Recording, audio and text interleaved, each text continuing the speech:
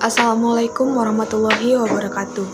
Tabi Bun, izin memperkenalkan diri, saya Ratna Wulandari, NPM 2213032108, Fakultas Keguruan Ilmu Pendidikan Universitas Lampung, Prodi Pendidikan Pancasila Kewarganegaraan. Di sini saya akan membacakan hasil risam saya selama mengikuti PKKMB Universitas Lampung tahun 2022. Hari pertama, materi pertama. Peran Kepolisian Republik Indonesia dalam mengatasi kejahatan digital. Undang-Undang ITE terkait pasal-pasal 27, pasal 27 ayat 1 memiliki muatan yang melanggar keasusilaan, pasal 27 ayat 2 memiliki muatan perjudian, pasal 27 ayat 3 memiliki muatan pencemaran nama baik. Lalu pasal 27 ayat 4 memiliki muatan pemerasan atau pengancaman. Selanjutnya, hukum pelanggaran ITE. Contoh pelanggaran umum di dunia maya seperti pornografi, illegal access, dan penipuan online. Selanjutnya, tips dan trik agar terhindar dari jeratan hukum UU ITE. Yang pertama, menyaring konten sebelum disaring ke publik melalui medsos, lalu jangan ragu untuk meminta maaf. Selanjutnya, manfaat teknologi informasi dan transaksi di elektronik. Yang pertama, mencerdaskan kehidupan bangsa, mengembangkan perdagangan dan perekonomian nasional. Lalu materi yang kedua, pengembangan karakteristik mahasiswa sebagai intelektual dan anti kekerasan atau bullying. Menciptakan mahasiswa berkarakter dan berinovasi untuk kampus merdeka belajar. Bullying adalah salah satu tindakan fisik maupun non-fisik yang melukai diri kita. Bullying ini terjadi di lembaga pendidikan, lingkungan media sosial, masyarakat, bahkan keluarga. Materi ketiga, pengembangan karakter mahasiswa dalam perspektif agama. Lalu hari kedua, materi pertama, Merdeka Belajar Kampus Merdeka.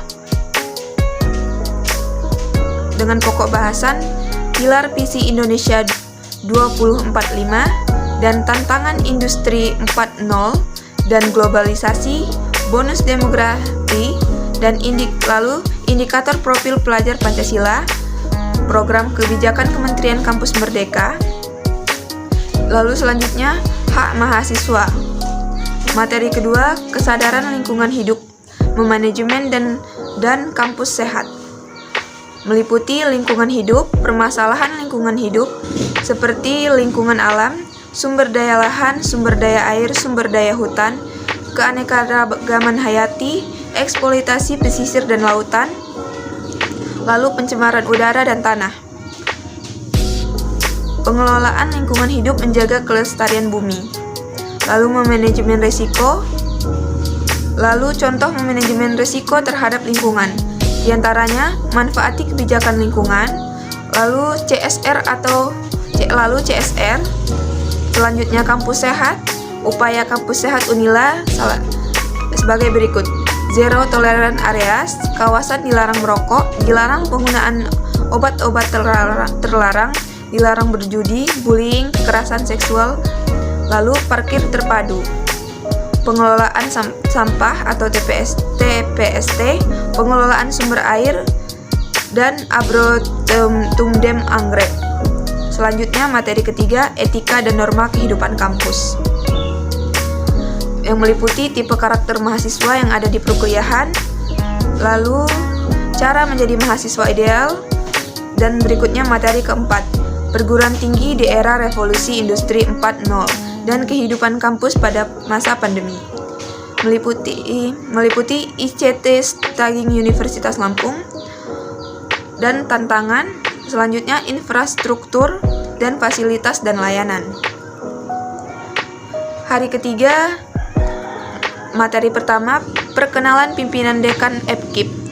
Beberapa di antaranya sebagai berikut: Dekan Profesor Dr. Patuan Raja MPD, Wakil Dekan Profesor Dr. Sunyono, Wakil Dekan Dr. Andes Supriyadi, Ketua Jurusan PBS Dr. Nurlasana Eko R, Ketua Program PBS Dr. Penny Manitullah. Lalu materi yang kedua, sistem perkuliahan dan bidang akademik. Kuliah adalah investasi di masa depan, maka dari itu sifat mahasiswa harus cerdas dan gigih.